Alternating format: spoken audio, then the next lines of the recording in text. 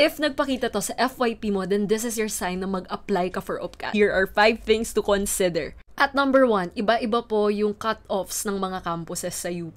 Kaya may mga ibang campus na mahirap makapasa kumpara sa mga ibang campuses ng UP. Pakita ko lang po saglit ha, mas mataas po yung cut-off sa Manila at sa Diliman kumpara sa mga provincial campuses like UP Baguio. Dahil mataas ang cut-off ng Manila at Diliman, for example, mas mahirap makapasok at makapasa sa campus na yan kumpara pag provincial campuses. At number 2, iba-iba ang courses na ino-offer ng mga campuses. For example, UP Manila lang po yung nag-o-offer ng nursing, physical therapy, dental medicine. Kaya 'di ba, pag med, iniisip natin agad, UP Manila. Pero meron din namang courses na ino-offer sa different campuses like BS Bio. Pwede kang mag-BS Bio sa UP Diliman, sa UP Manila, sa UP Baguio. At number 3, meron po tayong first choice and second choice campus sa Form 1. Kasi kung hindi ka nakapasa